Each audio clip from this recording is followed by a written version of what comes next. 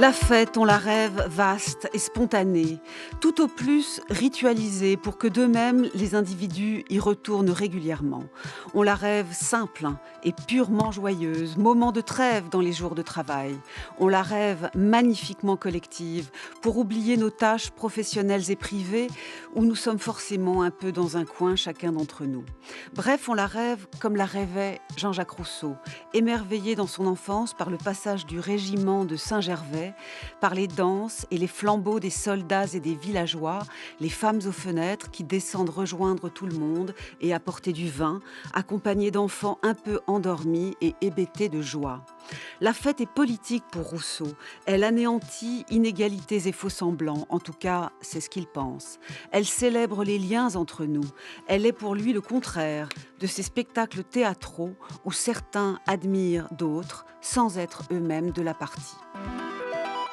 Célébrer le lien, le tout social, c'est aussi ce que le père de la sociologie française, Émile Durkheim, saisit dans la fête, notamment religieuse. Il affirme qu'en réalité, le sacré de la religion n'est que du social, qui de temps en temps s'auto-célèbre lui-même. Le surnaturel religieux a pu aider, mais il s'éteindra certainement à l'avenir, assure Durkheim, pour laisser place au véritable Dieu qu'est la société elle-même. De Rousseau à Durkheim, la fête serait-elle une extase politique et sociale ? Bonjour Blaise Backhoffen. Bonjour. Vous êtes maître de conférences à l'université de Cergy, spécialiste de philosophie politique et notamment de Rousseau, philosophe majeur du XVIIIe siècle. Et bonjour Mélanie Plouvier. Bonjour. Vous êtes professeure à l'université Côte d'Azur, spécialiste de philosophie politique et sociale et notamment d'Émile Durkheim, qui a écrit toute son œuvre à la charnière des XIXe et XXe siècles.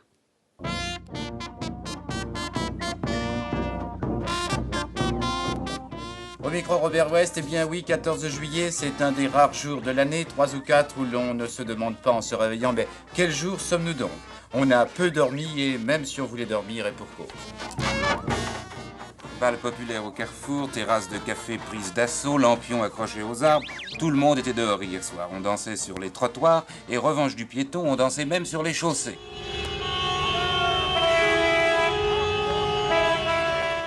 Rue Noire-de-Beaune, boulevard bloqué par la circulation. En mains endroits, les voitures étaient pare-choc contre pare-choc. Les agents, bons enfants, fermaient les yeux, ou plutôt se bouchaient les oreilles, pendant que les automobilistes donnaient un concert à leur façon. Les orchestres amateurs attirent la foule des badauds. On n'ose pas toujours danser avec les autres, alors on regarde bien sagement évoluer les couples sur un morceau de trottoir. Flonflon traditionnel, pétard, avertisseur de voiture, oui, bien sûr, mais où sont les 14 juillet d'antan, les vrais 14 juillet? Ceux qu'évoquent un peu nostalgiques en pensant à leur jeunesse, les vieux messieurs et les vieilles dames. Il y avait des violons, il y avait un piano. Moi j'en ai vu, pas ici, moi j'en ai vu avenue Le Drolin, à la place Baudin, c'était joli. C'était un petit sujet, un petit reportage d'interactualité le 14 juillet 1964, à propos donc de la fête du 14 juillet. Blaise Backhoffen, on entend dans ce reportage que beaucoup disent déjà que la fête, son idéal était mieux réalisé avant. Aujourd'hui, on se dit que c'était mieux peut-être en 1964. On dansait davantage dans les rues. Je n'ai pas vérifié. Ça s'appelle un peu un préjugé ou une notion commune. Cette idée que la fête a été parfaite un jour, qu'elle ne l'est plus. Blaise Backhoffen. J'ignore si la fête a été parfaite. Je pense que si on prend l'exemple du 14 juillet, c'est une très bonne entrée en matière sur cette idée de la fête politique, puisqu'il y a un premier 14 juillet, c'est la fête de la Fédération, qui est elle-même le résultat de fêtes spontanées, et ça c'est très important, qui ont amené à l'organisation à Paris d'une grande fête de la Fédération qui, elle, a été organisée par le pouvoir. Et c'est avant de la fête de la Fédération qui a donné finalement l'origine du 14 juillet. Eh bien, c'est peut-être cette fête spontanée, en partie primitive, que pense alors Rousseau peut-être, ou que rêve Rousseau, ou que décrit Rousseau comme étant l'essence de la fête, plus que la fête ritualisée, la fête civique qui est construite peut-être un peu artificiellement. Trop bien organisée, on va dire. Trop bien organisée. organisée. Malgré tout surplombant. Mélanie Plouvier, évidemment, Durkheim, me semble-t-il, ne serait pas loin de penser que la fête véritable, pour lui aussi, c'est la fête à laquelle tout le monde participe, dans un tel moment d'excitation, voire d'extase, qu'il n'y a pas besoin d'organisateurs extérieurs. Alors, certes, pas besoin d'organisateurs extérieurs, mais pour autant, c'est tout le temps ritualisé, c'est tout le temps Oui. organisé chez Durkheim. Je ne pense pas que par rapport à Rousseau, il perçoive une fête primitive qui serait purement spontanée, qui ne serait pas déjà très organisée socialement.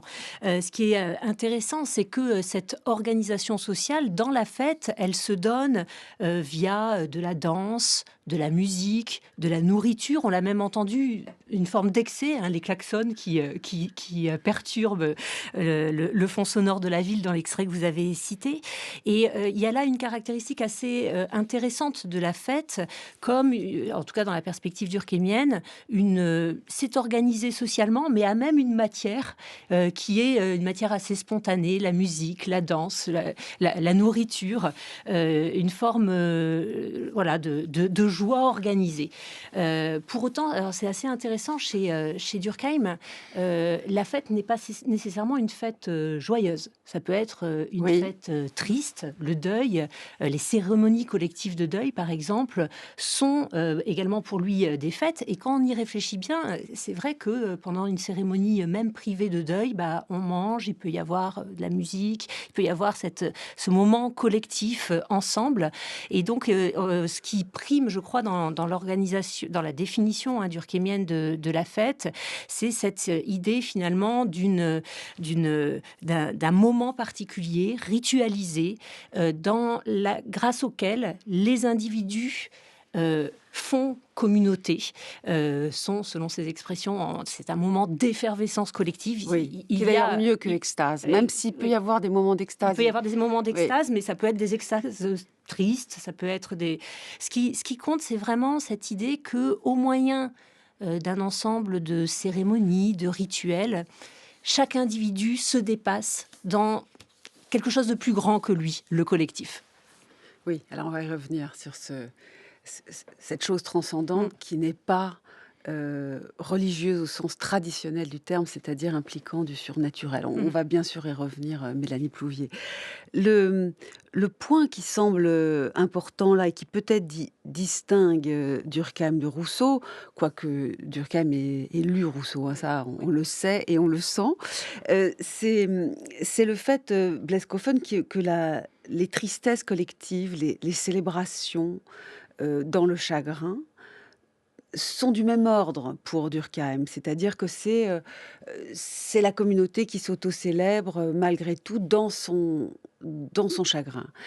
Pensez-vous qu'une telle idée existe chez Rousseau? Alors, je pense que ce dont on a beaucoup parlé jusqu'ici, c'est effectivement la fête ritualisée, ce qui veut dire profondément sociale, et même si elle a une part de spontanéité, codifiée. Vous avez commencé en évoquant comme raison ou prétexte de cette série sur la fête, les fêtes, comme on dit. Et c'est intéressant qu'on dise les fêtes à propos Pour fin décembre. de fêtes qui sont des fêtes parmi d'autres. Et dire les fêtes, ça donne le sentiment qu'il y a des fêtes plus importantes que d'autres. Alors, en l'occurrence, il s'agit de deux fêtes joyeuses. Effectivement, il y a des fêtes tristes. C'est vrai, quand on prend la fête au sens sociologique. Le 1er novembre, par exemple? Alors, ça peut être évidemment la Toussaint. la Toussaint, effectivement, ça fait partie. Il y a d'autres fêtes, tout simplement les cérémonies de deuil, qui sont des cérémonies, on peut les appeler fêtes, effectivement. Les fleurs devant le Bataclan, Il peut y avoir cela aussi. les petits mots. À propos justement de ces fêtes qu'on appelle les fêtes, je trouve assez frappant qu'il y ait eu cette évolution qui fasse que à un moment, il y a des fêtes dans l'année qui sont les fêtes. Oui. Et ça, c'est très paradoxal parce que sémantiquement, il y a toutes sortes de fêtes. Et il y a une dimension obligée d'une certaine façon dans ces fêtes qui vont venir, qui font qu'elles sont joyeuses et qu'en même temps, chacun le sait, elles ne sont pas toujours si joyeuses que ça. Sociologiquement, beaucoup de gens n'aiment pas tant qu'on le croit spontanément cette période. Ça renvoie à la famille comme groupe social qui n'est pas toujours facile pour tout le monde. Voilà, il y a le caractère familial de la fête de Noël, il y a le caractère alors pour la fête de Noël, elle est aussi chrétienne et religieuse pour certains, et à la fête du Nouvel An, qui est d'une autre nature. En tout cas, la fête de Noël, d'une certaine façon, c'est tout un travail. Et c'est paradoxal parce que la fête telle qu'on peut la penser, et telle que la pense, je pense aussi Durkheim d'ailleurs, c'est une sorte de moment où on se sépare, où on cesse d'être dans ce rapport d'obligation, de contrainte. Il y a une dimension contraignante dans les fêtes qui est assez paradoxale. Je pense que la fête, au sens général, peut aussi avoir quelque chose d'imprévu et d'imprévisible. Et alors là, je pense qu'effectivement, Durkheim socialise davantage la fête. Chez Rousseau, ça peut se ritualiser après coup, mais pour ce qui est de la fête rituelle, au fond, c'est toujours une forme de durcissement de quelque chose et oui, de politisation de quelque chose qui est d'abord social, je dirais. Alors là, évidemment, la notion de contrainte est au cœur de la sociologie de Durkheim. Mélanie Plouvier, je présume qu'il dirait, après cette explication sur Rousseau de Blaise Bachofen, que bien sûr, on a le sentiment qu'il n'y a aucune contrainte sociale dans le fait de faire la fête ensemble spontanément, mais tout l'objet de Durkheim est de dire qu'il y a de l'obligation, il dit même de la coercition, de la contrainte sociale dans le fait même que nous ressentions l'envie collective de faire la fête. Exactement. C'est-à-dire que ce sentiment de spontanéité qui se donne par excellence dans la fête, on est dans voilà, la fête qui semble désorganisée, qui semble spontanée, qui semble du côté du facultatif, de l'optionnel. Durkheim montre qu'en fait, cette fête spontanée, elle relève d'une forme d'obligation sociale. Et pour ça, il se tourne vers les sociétés dites premières. Très souvent, c'est le geste qu'il fait, aller chercher une vérité élémentaire du social dans les formes premières du social. Et il y a un phénomène qui le marque tout particulièrement dans la description, dans les descriptions ethnographiques des fêtes première, c'est le fait qu'il soit criminel et par là même pénalisé de ne pas y participer. Alors, l'écho est très fort avec ce que vous disiez. De quelle société là? Les sociétés totémiques australiennes, par exemple. Il y a fête, mais les individus sont obligés d'y participer, au point que s'ils n'y participent pas ou s'ils y participent mal, il y a des sanctions, il y a des peines. Et donc, il y a là une forme pour Durkheim de vérité première de la fête, dans ce caractère obligatoire et au sens strict, vu que la pénalité est associée à la non-participation. Et pour Durkheim, il y a là vraiment l'attestation de ce qu'il s'agit bien d'une forme de cérémonie sociale et non pas simplement de cérémonie privée. Il y a là également l'idée que derrière ce qui se donne comme sous une apparence de spontanéité, il y a en fait du ritualisé. Il y a une étiquette, il y a un cérémonial, il y a des prescriptions. Et que si l'on ne respecte pas cette organisation, il y a des sanctions. Je crois que c'est intéressant quand même, quand on y réfléchit, de revenir à cette description ethnographique de l'obligation de la fête pour analyser des phénomènes tels que les fêtes de Noël, dont on se dit qu'elles sont, oui, tout à la fois spontanées, mais très... Et qui pèsent à certains. Qui pèsent à certains. Mais alors... on pourrait dire, juste pour enfoncer le clou sur cette idée d'une obligation sociale souvent inconsciente, c'est pas le mot de Durkheim, enfin, on sent bien que c'est à l'insu de nos intentions telles que nous y avons accès. Il ne dit pas inconscient, mais ça y ressemble furieusement. On pourrait se dire que dans la très belle description dans son enfance du régiment de Saint-Gervais qui passe et tout le monde descend et les femmes regardent aux fenêtres et soudain Rousseau raconte enfant qu'elles descendent, elles viennent servir le vin, d'ailleurs au passage elles viennent servir elles. Il y a une obligation de descendre quand même, c'est-à-dire que je sais bien que c'est vécu dans la joie, mais Durkheim s'y retrouverait dans ce texte de Rousseau. Vous ne pensez pas, Blaise Bachofen? Il me semble que alors le motif de la fête est très souvent présent chez Rousseau, c'est même frappant et je trouve par rapport à son siècle, je fais des petits sondages dans autre chose, dans l'encyclopédie Montesquieu, etc. On voit peu d'auteurs qui parlent autant de la fête que Rousseau. Oui. À mon avis, ça n'est pas un hasard. Et quelque chose de commun à ces différentes fêtes qu'il décrit depuis le devin du village jusqu'aux rêveries, donc ses premiers textes, jusqu'au dernier texte, c'est que la fête apparaît bien souvent comme quelque chose qui arrive par surcroît et qui arrive en décalage avec ce qui devait se passer. Dans le cas de la fête du régiment de Saint-Gervais, qui est une très belle description qu'on trouve dans la lettre à d'Alembert, on retrouve quelque chose qu'on trouve... Alors, vous parliez des peuples premiers, Mélanie Plouvier.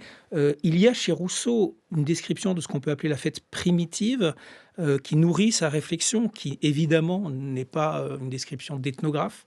Il y a une part de fiction, il y a une part d'hypothèse, il y a un peu un travail sur l'ethnographie qu'on connaît en son temps grâce au récit de voyage. Et dans tous les cas, ce qui apparaît, c'est que la fête est présentée comme une façon de faire autrement ce qui aurait pu se passer. Dans le cas du régiment de Saint-Gervais, ils ont fini les exercices militaires et de façon assez imprévisible quand même, ils se mettent à parler, ensuite à boire, ensuite à danser. Et puis, les femmes, les enfants descendent, ça n'était pas prévu. C'est dit de façon assez claire. On le trouve, ça, également dans d'autres textes, notamment les descriptions de la fête primitive dans le discours sur l'égalité, dans l'essai sur l'origine des langues, mais également dans les fêtes qu'il décrit, par exemple, la très belle fête des vendangeurs dans La Nouvelle Héloïse. Il y a toujours cette dimension de retrait par rapport à ce qui aurait pu se passer. Alors de transgression, sans doute pas. Il n'y a pas cette dimension transgressive, même il insiste là-dessus. Mais disons de proposition d'une alternative, d'une autre façon de vivre ensemble. Et juste sur ce point de la ritualisation, je dirais, ça me paraît très important, c'est que alors, la lettre à d'Alembert est évidemment un très beau texte et un des principaux textes où il parle de la fête. Mais le plus souvent, on se rencontre pour faire la fête. Chez Rousseau, on fait la fête parce qu'on se rencontre, et c'est la rencontre qui crée la fête. Ouais, c'est très joli, et sans doute, c'est un idéal fortement présent, je pense, dans nos cœurs, dans nos représentations.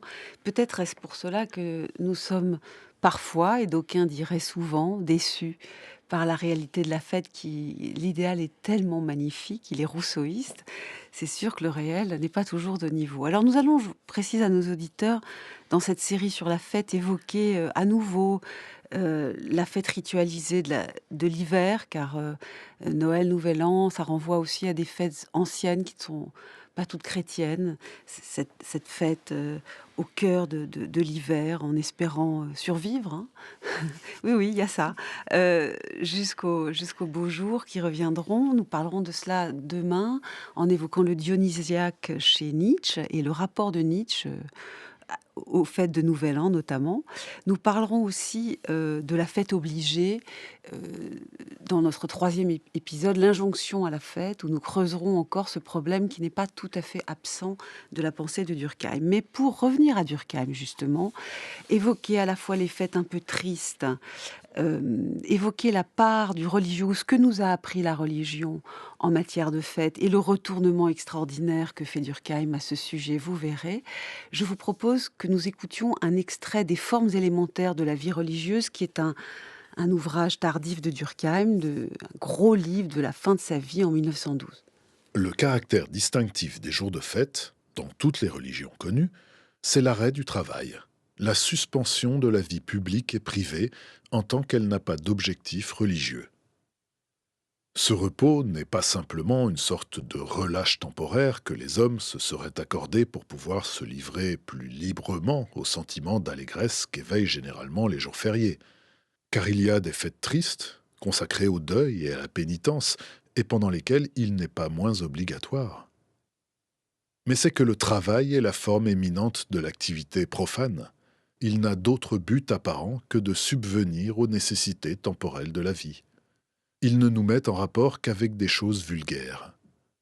Au contraire, au jour de fête, la vie religieuse atteint un degré d'exceptionnelle intensité. La vie religieuse et la vie profane ne peuvent coexister dans les mêmes unités de temps. Il est donc nécessaire d'assigner à la première des jours ou des périodes déterminées d'où toutes les occupations profanes soient retirées. C'est ainsi qu'ont pris naissance les fêtes.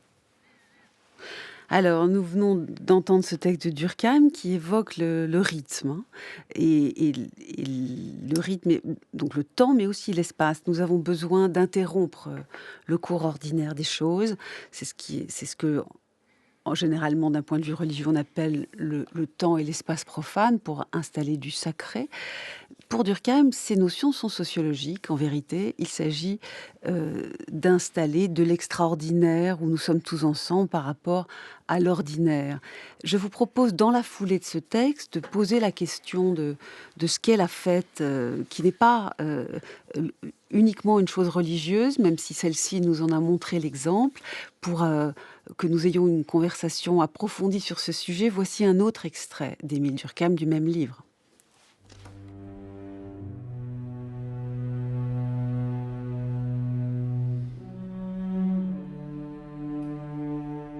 Si nous avons peut-être quelque mal aujourd'hui à nous représenter en quoi pourront consister ces fêtes et ces cérémonies de l'avenir, c'est que nous traversons une phase de transition et de médiocrité morale.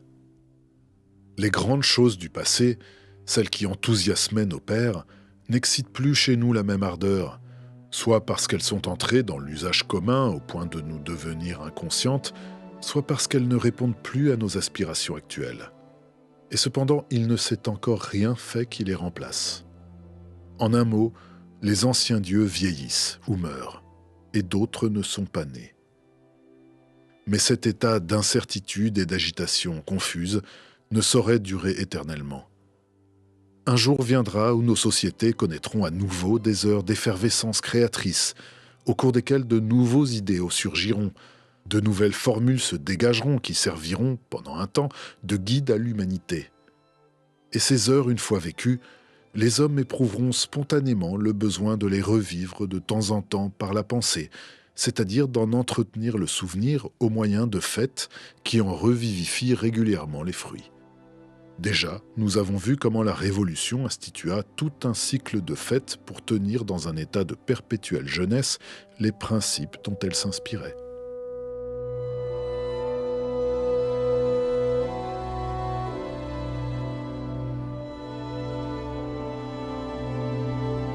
Merci à Nicolas Berger, notre réalisateur, pour ces 2 lectures d'Émile Durkheim.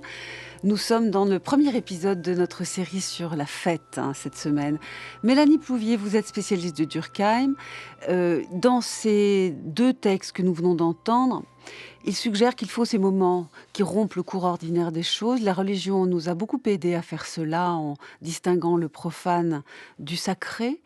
Mais en vérité, c'est le social, dans ses rythmes à lui, qui déjà était à l'œuvre dans la religion. Le sacré n'est qu'une chose sociale ?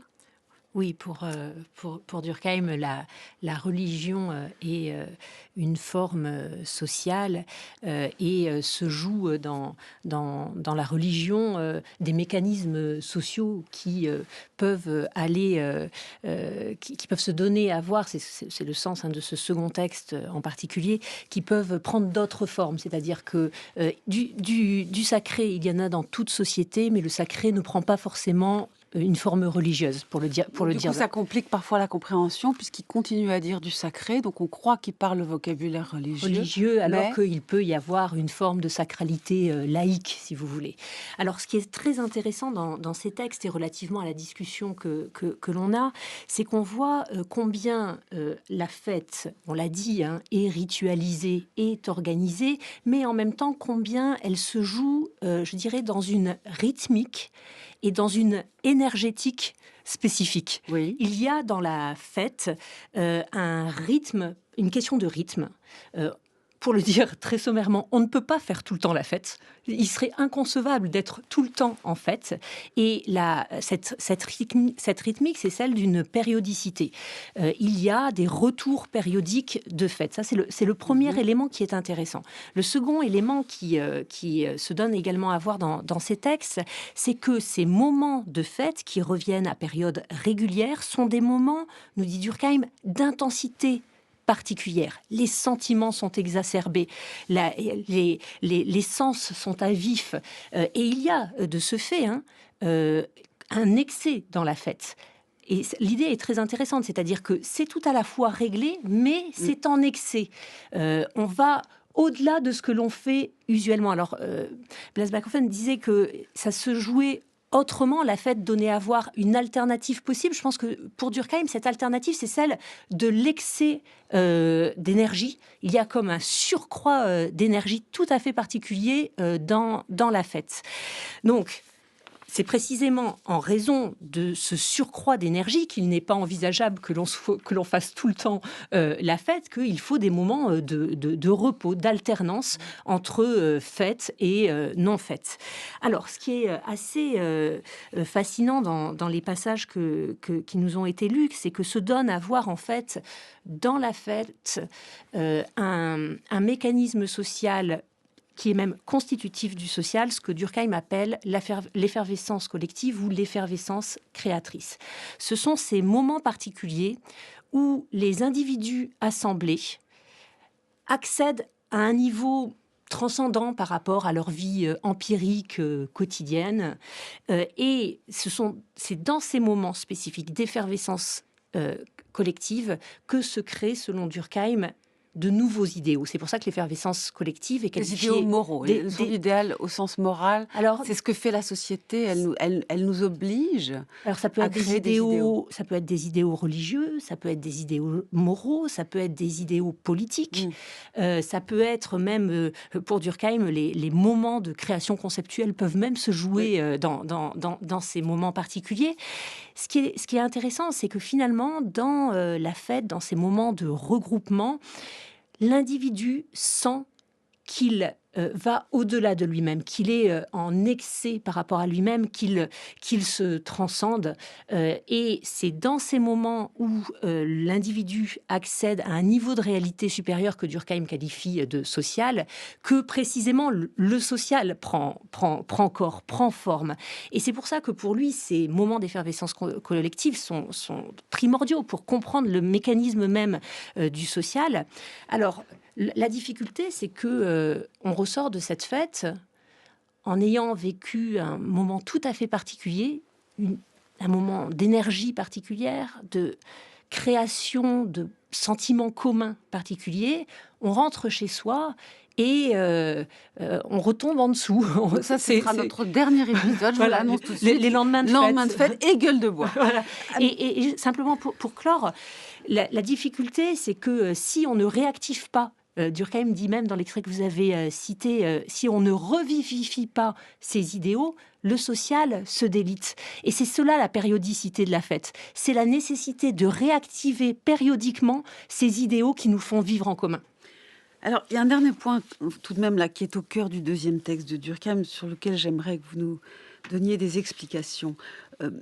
Pour Durkheim, invoquer des dieux au sens religieux a été très commode, parce que ça crée du mystère et du surnaturel. Et pour l'effervescence dont vous parliez, sociale, c'est parfait. Cela dit, il ne cesse de le répéter, le Dieu de la religion, je cite, n'est que l'expression figurée de la société.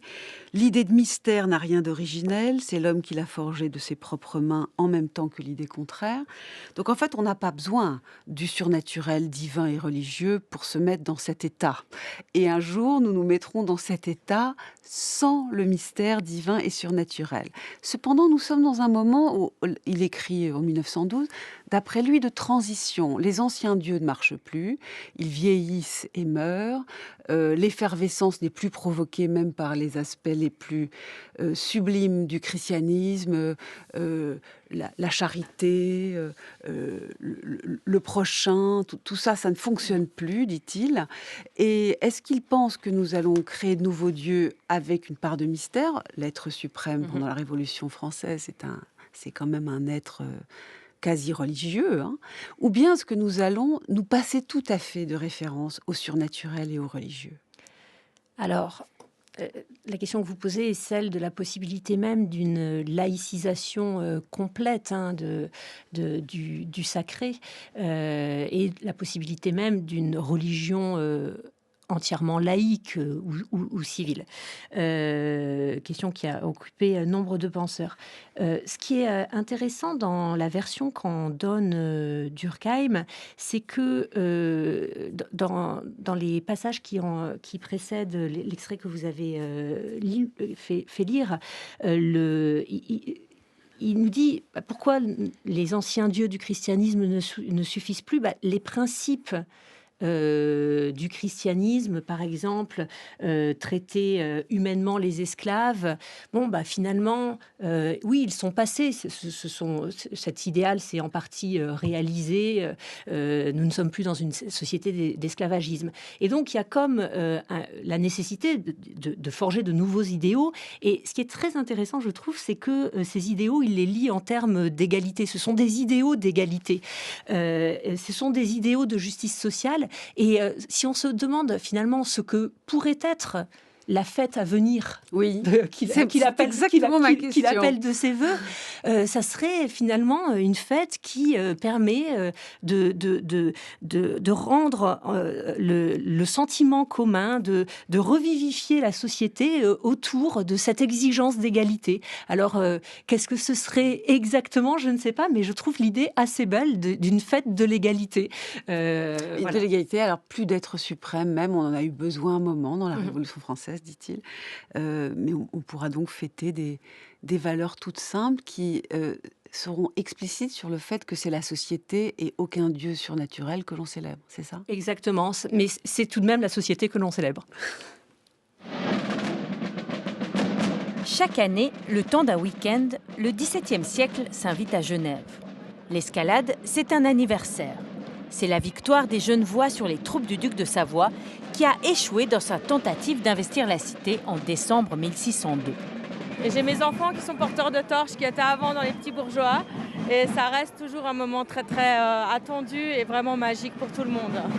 Partout, costumes, piquets hallebardes, tirs de mousquet, chevaux, personnages célèbres de la cité de Calvin de l'époque, tout y est. C'est une fête populaire, historique, ancrée dans la mémoire et dans l'histoire des Genevois, avec des valeurs qui sont chères aux Genevois, la liberté, l'indépendance, la résistance aussi à quelque part. Et puis ça permet aussi de célébrer finalement des simples citoyens qui sont devenus des héros en 1602. Et je pense que ça représente bien les valeurs de Genève et de notre Suisse. L'escalade, fête préférée des Genevois, a fait cette année encore briller les yeux d'un public venu très nombreux. Vous venez d'entendre un reportage sur la fête de l'escalade à Genève. C'était sur la RTS en décembre 2019. La fête de l'escalade, elle existe toujours et elle plaisait beaucoup à Rousseau. Blaise Bachofen, il en parle dans la lettre à d'Alembert. Qu'en dit-il? Alors, non, étonnamment, il n'en parle pas dans la lettre à d'Alembert. Ah pardon, c'est pas dans la... Excusez-moi. C'est d'ailleurs quelque chose qui m'a toujours surpris parce que dans sa correspondance, il dit qu'il ne manque jamais de célébrer cette fête, où qu'il soit, puisqu'il n'est pas resté très longtemps. Ah, c'est dans sa correspondance qu'il en parle, d'accord. Et il me semble très intéressant de rapprocher cette fête de l'escalade qui date effectivement de la tentative du duc de Savoie en 1602 de prendre Genève. Et c'est le petit peuple genevois qui a repoussé le duc de Savoie. Et par la suite, effectivement, c'est le peuple lui-même qui commémorait ce moment. Alors aujourd'hui, c'est devenu une fête qui est tout à fait, non seulement acceptée, on l'entend, mais organisée par les autorités. Pendant longtemps, elle était même assez mal vue. Et c'était une fête, d'ailleurs, pour une raison simple, c'est que le peuple se découvre agissant, se découvre soldat, se découvre citoyen, dans une Genève quand même de plus en plus oligarchique à l'époque où vit Rousseau. Alors, il me semble que c'est un exemple de la fête qu'il peut imaginer comme substitut à la fête ou le spectacle d'ailleurs qu'il critique dans la lettre à d'Alembert. Alors voilà, il faut qu'on explique là, c'est très important, pas toujours simple à comprendre. Et d'ailleurs, je dois dire, j'ai encore plein de questions à ce sujet. La fête, le vrai spectacle, c'est le contraire pour Rousseau des spectacles organisés où certains font le spectacle pour d'autres. Expliquez-nous sa critique du spectacle qui, malgré tout, a une alternative très, très festive. Alors, La lettre à d'Alembert sur les spectacles, c'est pas son titre complet parce qu'il est très très long, le titre de 1758, est un livre en fait, c'est très long, hein, qui est une réponse à l'article de d'Alembert, Genève, dans l'encyclopédie. Ou, pour le dire très vite, d'Alembert, influencé par Voltaire, préconise de modifier à la marge Genève et notamment d'installer un théâtre. Alors, en réponse à cela, et ce n'est pas l'objet principal de thème d'aujourd'hui, donc je ne vais pas en parler beaucoup, Rousseau dit « ce n'est pas que je ne veuille pas de spectacle à Genève, c'est que je me méfie de ces spectacles exclusifs ». C'est la façon dont il décrit les spectacles qui se font dans les théâtres. Et il dit « il nous faut d'autres fêtes, des fêtes en plein air, des fêtes, je le cite, où tout le peuple prenne part également, comme chez les anciens ». C'est quelque chose qui revient très souvent chez lui. Et par conséquent, oui, on peut penser à la fête de l'escalade. Quand il donne des exemples directement dans la lettre à d'Alembert, il imagine des fêtes sur le lac, par exemple, de Genève, des joutes de bateliers, etc. Et il pense en effet une autre fête pour répondre en disant « je ne veux pas », alors c'est la formule qu'il emploie, « je ne veux pas faire des Genevois un peuple de capucins ». Capucins, ce sont des moines, c'est-à-dire un peuple de moines. Quand je critique le théâtre, c'est pas pour, comme on dirait aujourd'hui, je ne suis pas un taliban qui veut empêcher que les gens s'amusent, mais qui s'amusent vraiment, d'une part, et puis surtout que ce soit une fête qui ne crée pas ou qui ne perpétue pas de la domination. Parce que le théâtre, pour lui, en tout cas tel que le pense d'Alembert, c'est un théâtre qui exclut, qui privilégie, qui sépare, qui fait que les gens ne se regardent pas les uns les autres, qui regardent une scène, et puis qui se confortent dans leurs préjugés. Alors tout l'argument de Rousseau est assez complexe. Mais quoi qu'il en soit, il propose donc des alternatives à plusieurs reprises dans la lettre à d'Alembert, et dans le reste de son œuvre en général. Alors pour d'ailleurs revenir sur ce que disait Mélanie tout à l'heure, je ne crois pas qu'il y ait chez Rousseau l'idée d'une... Alors, ce n'est pas exactement l'expression que vous avez employée, de sacralisation du social qui serait déjà donnée. Il y a une réflexion sur la dimension foncièrement sociale de la fête, oui, la construction du social par la fête, mais la différence, c'est que chez Rousseau, il y a différents types de sociétés, de sociabilité, de socialisation. Et la question de savoir comment on construit de la société est derrière sa réflexion sur la fête. C'est pour ça aussi qu'il pense, il est un des premiers à réfléchir sur la fête privée, pas seulement publique. Et quand je disais qu'il pense des alternatives aux fêtes existantes, il y a aussi plusieurs textes très intéressants dans lesquels il met en scène un moment où on quitte la fête, alors cette fois-ci mondaine, pour rejoindre la fête populaire. On trouve ça dans l'Émile, dans le célèbre passage « Si j'étais riche », où il imagine un riche qui serait un peu plus intelligent que les riches, et il dit voilà, je rejoindrai une fête champêtre parce que c'est la vraie fête. Il y a un passage aussi dans les Rêveries, où il raconte un souvenir assez horrible d'ailleurs, hein, où il raconte « J'étais faufilé chez les riches ». Et on s'amusait à jeter des pains d'épices sur les pauvres qui étaient dans une foire pour les voir s'empoigner. Et moi, j'ai quitté cette société, je suis allé dans cette vraie fête. Donc le retrait de la fête mondaine, de la fête factice, de la fête exclusive, pour aller vers une fête égalisatrice. Ça, c'est quelque chose que je trouve très intéressant dans sa façon de penser. Une autre socialisation par la fête. Donc le théâtre nous apprend l'inégalité, puisque certains admirent d'autres, sans eux-mêmes donner du spectacle, alors que la fête populaire, la vraie fête, nous nous sentons profondément égaux. Alors cette thématique qui est très forte dans la lettre à d'Alembert de 1758, vous venez de très très bien l'expliquer. 3 ans avant, Rousseau a écrit son discours sur l'origine et les fondements de l'inégalité entre les hommes, et il suggère que dans les fêtes naturelles, belles et égalitaires, il arrive un moment où les choses peuvent se retourner. Chacun, je le cite, commença à regarder les autres et à vouloir être regardé soi-même, et l'estime publique eut un prix. Celui qui chantait ou dansait le mieux, le plus beau, le plus fort, le plus adroit ou le plus éloquent devint le plus considéré, et ce fut là le premier pas vers l'inégalité et vers le vice en même temps. La fête où tout le monde où chacun est l'égal de l'autre, n'est-elle pas éminemment fragile ? Blaise Bachofen, c'est-à-dire qu'il y a un moment où on voit que certains dansent, chantent et jonglent bien mieux que les autres, et l'inégalité, elle arrive.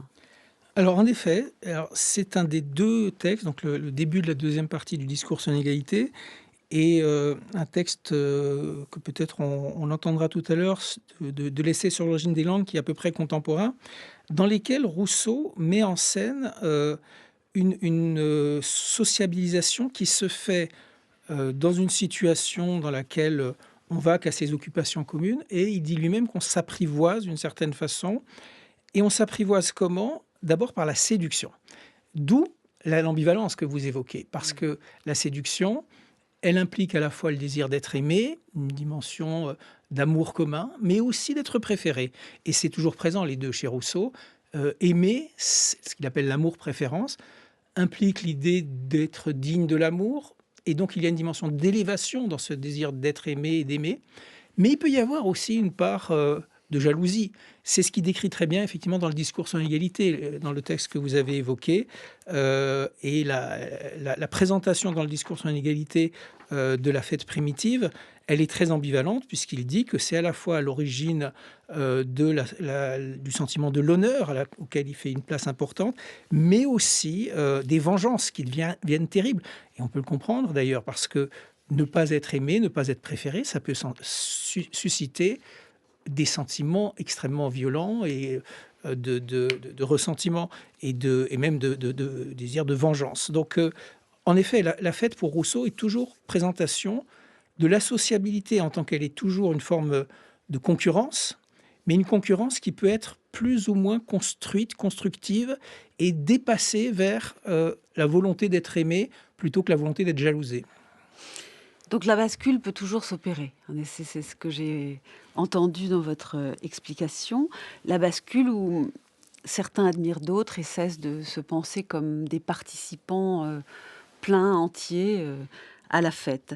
Alors, je vous propose, puisque vous avez fait référence à l'essai sur l'origine des langues, qu'on écoute cet extrait très célèbre. Alors là, c'est la fête idéale, absolument idéale, à l'origine, dans un état de nature dont évidemment personne ne sait s'il a vraiment existé. Et puis nous poursuivrons peut-être en mettant en valeur quand même les problèmes ou les questions que tout cela pose. Écoutez Rousseau.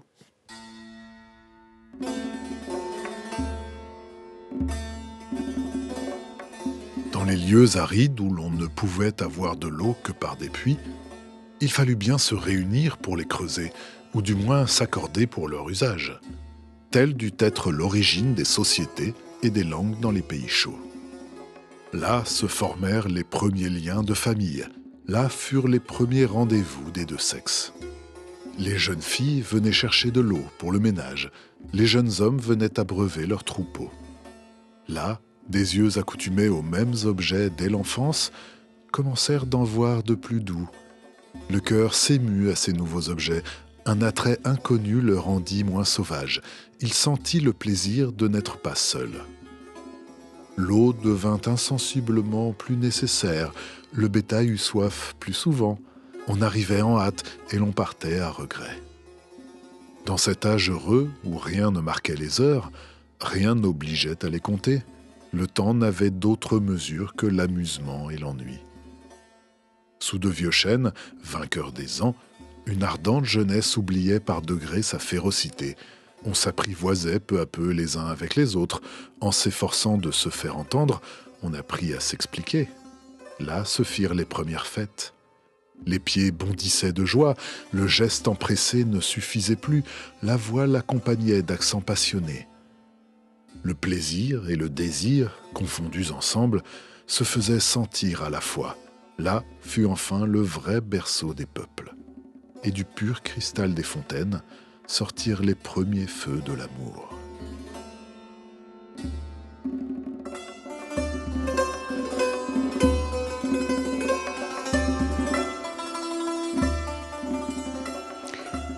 Essai sur l'origine des langues de Jean-Jacques Rousseau, donc texte écrit, vous venez de me le préciser, Blaise Bachofen dans la dernière partie de sa vie, mais peut-être a-t-il commencé à peu près en même temps que l'écriture du discours sur l'origine de l'inégalité. En tout cas, on l'a publié de manière posthume en 1781. Mais ça se passe où, cette chose merveilleuse? On est où, là? Où l'amour n'est pas contraint, il n'y a aucune agence matrimoniale ancestrale, car c'est une vieille affaire quand même dans les histoires des humains d'organiser les mariages. Non, non, pas du tout, c'est spontané, c'est dans les regards. Il y a à la fois l'amusement, l'ennui, c'est-à-dire l'oisiveté douce. Il n'y a pas besoin de travailler, il n'y a pas de domination ni de hiérarchie entre les êtres. Et ça, c'est la vraie fête. Ça se passe où? Alors, comme très souvent chez Rousseau, dans les récits fictifs et les récits de Genèse, et il y en a aussi bien dans les récits autobiographiques que dans les récits anthropologiques que politiques, on peut comparer ça au mythe, pour le coup quelque chose que connaissent bien les sociologues, c'est-à-dire que c'est à la fois quelque chose qui est imaginaire et qui dit quelque chose de vrai. Et je pense qu'il faut vraiment à chaque fois penser la description de la fête chez Rousseau comme une sorte de modèle et de contre-modèle. Alors, bien sûr, ça n'est pas un moment qu'il identifie de façon spécifique, quoique on peut identifier ça aux sociétés nomades qui vont ensuite devenir sédentaires.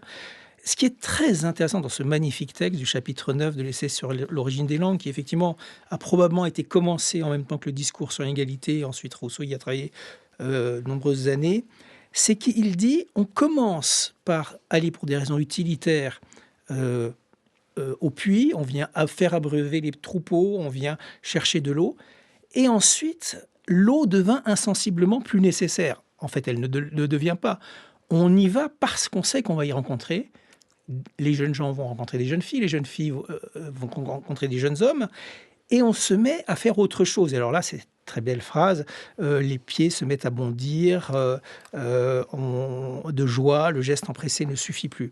Et quand je dis que c'est un contre-modèle, juste très rapidement, j'ai remarqué une chose en faisant un peu de recherche, c'est que dans l'encyclopédie, quand on parle de la fête, il y a un très long article de 6 pages, et c'est beaucoup 6 pages dans l'encyclopédie originelle, d'un certain Joachim Feguet, qui parle des fêtes religieuses et qui plaide pour la suppression de la quasi-totalité des fêtes religieuses.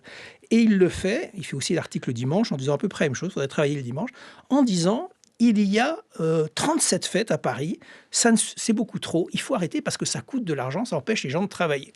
C'est très à la mode, hein. Vous êtes au courant pour qu'on arrête les jours fériés? Je pensais à des personnes... Parce qu'on a des petits soucis de dette qui ne vous ont pas échappé. On croirait parfois entendre Dominique Seux ou l'anglais qui nous disent qu'on ne travaille pas assez. Donc il dit, il y a 37 fêtes à Paris, il en faudrait beaucoup moins. Il propose qu'il n'y en ait plus que 5 ou 6, etc. Aujourd'hui, en France, on a environ 36 jours non travaillés, 25 jours fériés, 11 jours fériés et 25 jours de congés payés. C'est à peu près le nombre de fêtes, parce qu'il ne faut pas oublier qu'à l'époque, il n'y avait pas de congés payés. Alors pourquoi est-ce que je raconte ça et ce discours de Feguet sur le fait qu'il faudrait travailler plus, parce que vraiment la fête, ça empêche de travailler, c'est que Rousseau le présente toujours, enfin bien souvent, comme étant un moyen. Alors ça, c'est vrai aussi de la fête rurale, c'est vrai de la fête des vendanges dans la Nouvelle-Héloïse, c'est vrai aussi comme un moment où le peuple va enfin pouvoir souffler et va, dans ses travaux, trouver un moment de répit. Et vous trouvez que ça, depuis longtemps, ça inquiète les gouvernants et les puissants et les élites, cette envie de jouir? Parce que c'est de ça quand même qu'il s'agit, de se reposer. C'est inquiétant, c'est ça que vous voulez nous dire, que ça fait longtemps que ça inquiète tout le monde? Alors, il y a deux choses, parce que c'est vrai que Rousseau évoque, par exemple, dans la Nouvelle-Héloïse, les fêtes de l'Antiquité où on renversait les rôles. Et il ne préconise pas ça. Il trouve que, alors c'est vrai que la Nouvelle-Héloïse, c'est un texte un peu paternaliste et un peu particulier. Mais disons que, encore une fois, je ne pense pas que ce qui le soucie ou ce dont il parle ici, ça soit tellement l'idée d'une fête qui inquiète le pouvoir, que plutôt d'une fête par laquelle on se retire de l'ordre commun de la production, de la consommation, et on se met à faire autre chose. Et ce qui est magnifique dans le texte qu'on a lu, c'est rien ne marquait les heures, rien n'obligeait à les compter.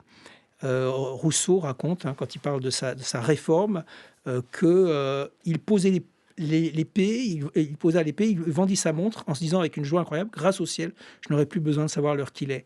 Et ce désir d'un temps d'oisiveté dans une période où on se met à compter de plus en plus, c'est comme ça aussi le XVIIIe siècle, c'est le temps de l'économie, c'est le temps des physiocrates, c'est le temps où on se met à compter de plus en plus. Feguet compte même le nombre de sous qui sont perdus à cause de ces fêtes.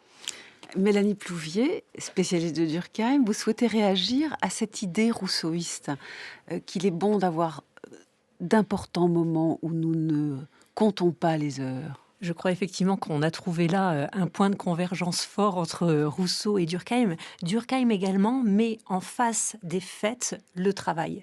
Et il le pense selon cette rythmique particulière de l'alternance des jours travaillés et des jours chômés. Les jours de fête sont des jours chômés.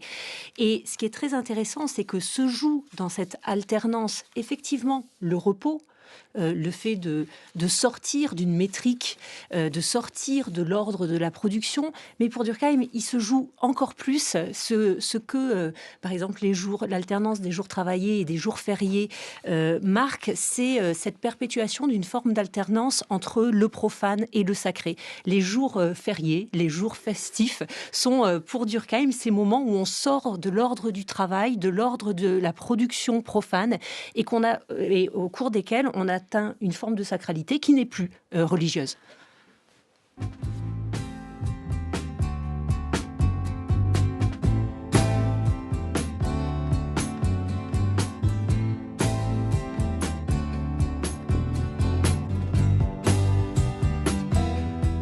Aujourd'hui,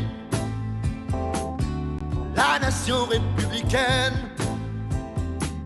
s'est réunie pour fêter l'être suprême. Tous ensemble, nous allons mettre le feu à des mannequins de bois qui symbolisent l'ambition. Allez, allez, alléluia. Le fléau de l'athéisme. Allez, allez, alléluia. La fausse simplicité et l'égoïsme. Allez, allez, alléluia. Allez, allez, alléluia. Alléluia. Maintenant. Allez, allez, alléluia. Allons ensemble honorer. Allez, allez, alléluia. L'arbre de la liberté sur la colline. Devant nous. Allez, allez, alléluia. La statue de la sagesse. Notre jeunesse, la discipline, célébrons dans la joie républicaine et fêtons comme il se doit l'être suprême.